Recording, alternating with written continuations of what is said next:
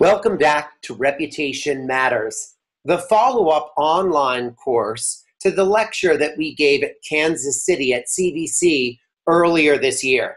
My name is Bash Hallow, and I'll be your educator. Today, we're just going to talk about the 5 steps necessary to begin building out an online presence. And then we'll follow it up with a brief quiz to test your knowledge of the information and help you remember it a little bit better. As I said in the earlier module, identity is extremely important.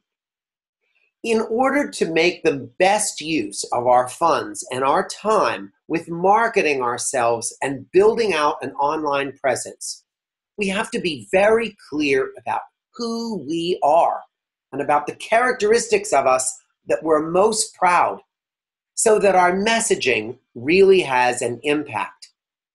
Many of you have mission statements. In my experience, we don't make nearly enough use of our mission statements. Take time to think about the words that are embedded into them. If you have words like respect, professionalism, caring for our clients, and the highest standards, dig deeper into the meaning of those. Talk with your team members on a regular basis about what you believe that means. These discussions will help identify the elements of your service that are truly unique. And ultimately, when you start crafting your online presence, it will leap off the page to the people out there seeing it for the first time. The next thing that you should do is you should have some clear goals for what you're trying to accomplish with building out your online presence. So for my sake, I like building your branding. Remember that great identity that we talked about? Why don't we try to find ways to translate that in such a way that everybody who sees us online understands our unique relevance and the great things that we bring to each client interaction? Another big goal of mine is new client acquisition. If I'm going to spend all this time and energy online, you can bet I want that phone to ring. And lastly, it's very important that we try to connect a monetary return on our investment to our efforts. That way, we'll be able to judge better whether or not we should hire a third party to help us build out our online presence, or whether or not we should hire a whole new person to work at our practice whose job is only online reputation and online presence. The third step is plan. And you may be saying to yourself, well, isn't it obvious, Bash? I want people to come to my website. But take a look at this website. Here's a website that they may have intended for as the result of their search engines to bring people to come to this website. But what is this saying about the practice? As my business partner pointed out, look how sad that dog is. Even that dog doesn't want to be on this website or maybe in this veterinary clinic. So it's important to think that if you do want your online presence to drive people to your website, as it should, or to get that phone to ring, that you've thought the through line out all the way through and made sure that if they alight on your website, it brings about some kind of action. Book an appointment or call the practice. Or if your online presence does get that phone to ring, make sure that your client care representatives have been trained on how to handle that new client and make that first experience terrific. The next thing that you want to do is track your success. I would like to invite you to investigate Google Analytics.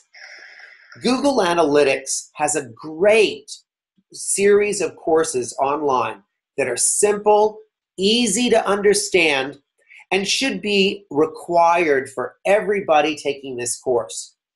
It'll give you a wonderful understanding of how to link goals to your online presence and to assign a monetary value to those goals so that you know how much to invest in your presence in general. It will also just basically give you an understanding of how search engines work in general and how your efforts can be molded to fit best within how Google and other search engines work.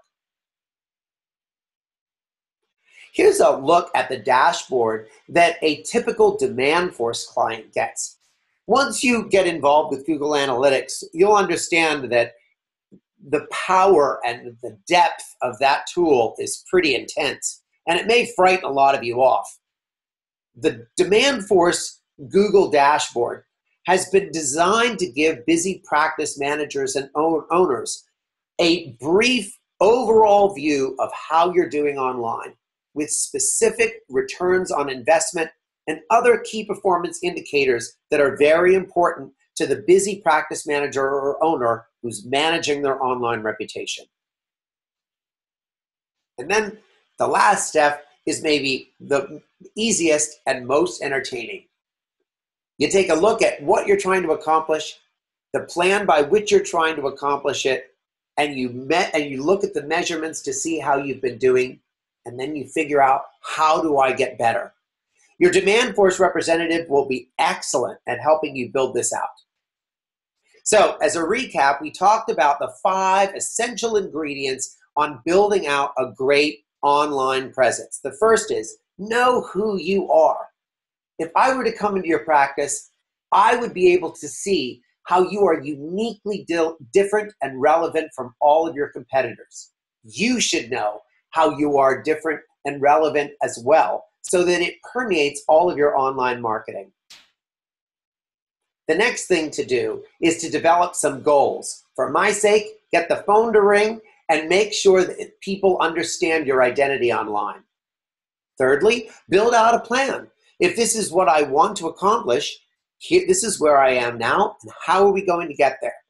Fourth, always take a look at your Demandforce key performance indicators, or if you want to delve deeper, look at Google Analytics and figure out how you're doing with building out this through line of grabbing people's attention online and driving them through your practice door. And lastly, work with your Demandforce representative or with the other professionals in your building to figure out how you're going to improve. Let's take a quick quiz to make sure that you've understood the material that we've covered so far. Thanks for listening.